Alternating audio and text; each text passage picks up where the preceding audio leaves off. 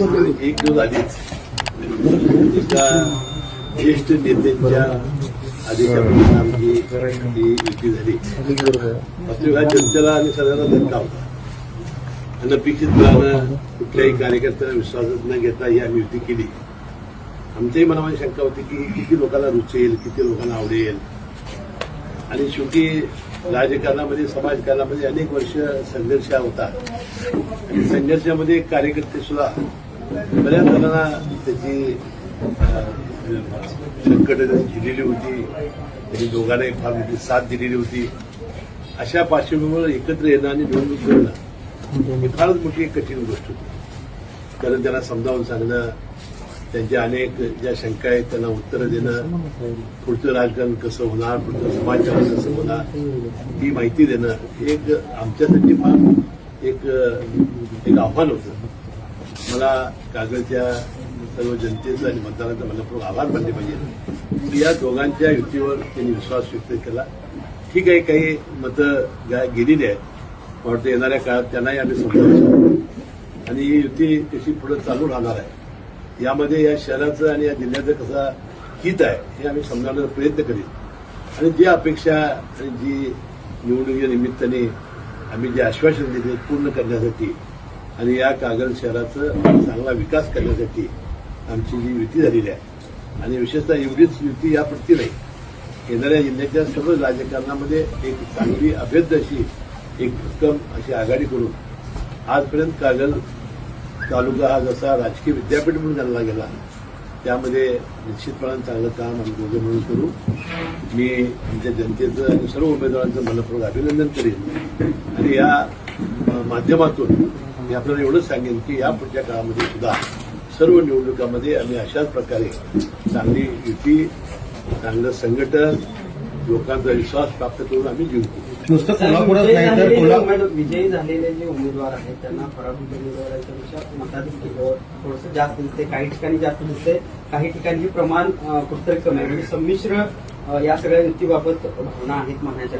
असं नाही झालं. काय आहे की शेवटी उमेदवाराचं तुम्ही बघितलं असेल की गडिंग्लजमध्ये जवळजवळ 5,000 मतांनी आमचा नगराधिपतीचा उमेदवार निवडून आला.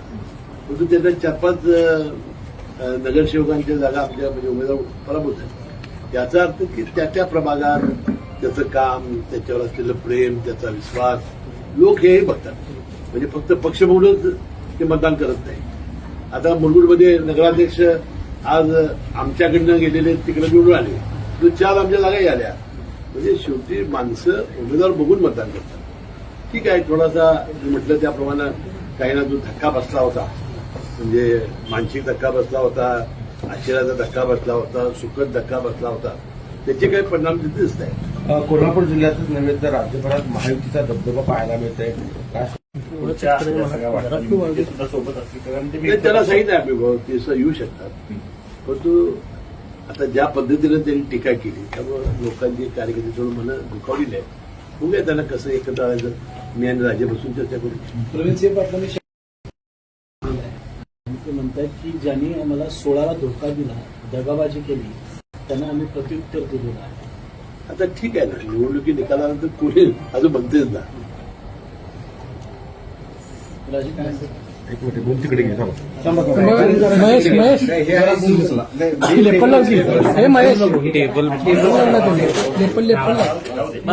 श्रीकांत लेपल माईक चला ओके. ते माईक वर ठेवायचं रे. फ्रेम लाईव्ह आउटपुट आहेत सगळ्यांची. अरे श्रीकांत ऑन इयर फ्रेम घेतलं राव. माईक वर ठेवून ते नंतर. माननीय मुख्य साहेबांनी आता सांगितलं की युती झाल्यानंतर बऱ्याच लोकांना आश्चर्य वाटलं. कागल नगरपालिकेबद्दल मला आवर्जून एक उल्लेख करायचा आहे. मगाशी प्रश्न विचारला आहे कुठं उमेदवारांना कमी जास्त मतं पडली. 246 नगरपालिका आणि 42 नगरपंचायत 288 इलेक्शन होत्या. मी थोडी माहिती आता घेतली आहे. सगळ्यात जास्त लीडनी आलेली नगराध्यक्षाची ती कागलची आहे. महाराष्ट्रामध्ये 1 नंबर क्रमांक आहे. 7,590 लास्ट जो आकडा आमच्याकडे आला.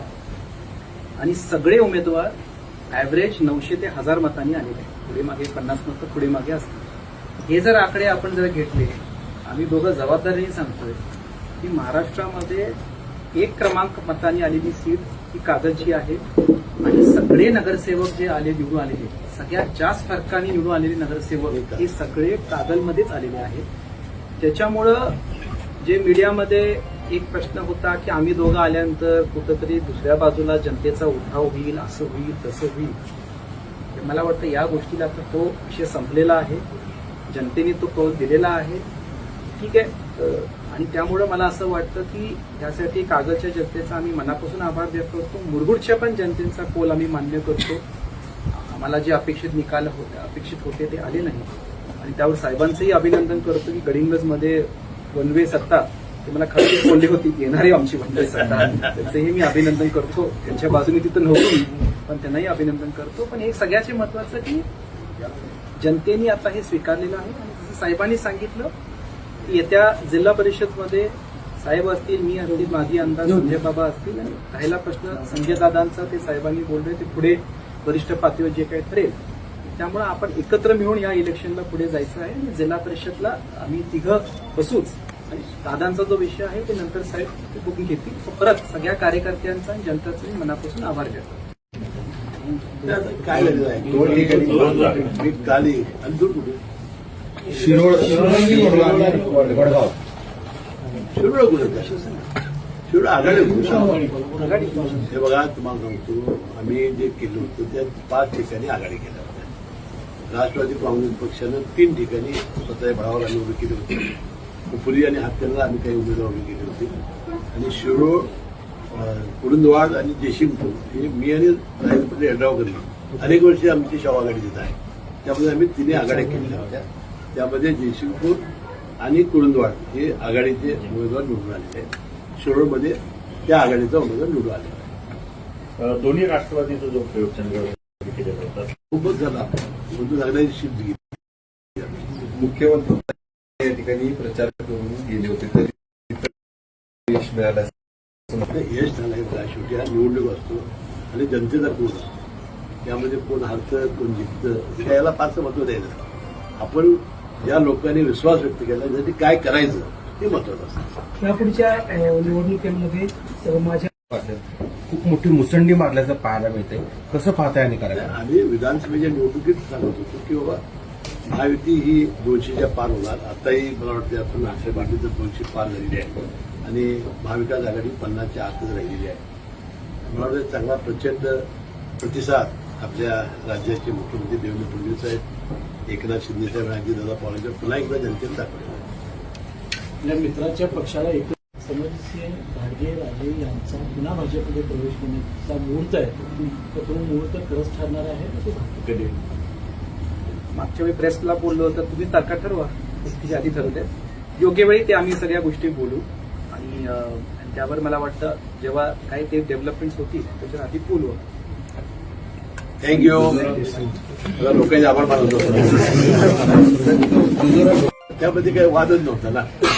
मतदान विरोधक किती घेतील एवढाच मी आकडे बघत होतो. दुसरं काय. मोठ्या नेत्याचं नाव तुम्ही सांगितलंय. कोण ते मोठे नेते होते ज्यांनी भेट घेऊन आणली? आता सांगायला काय आता अडचण नाही.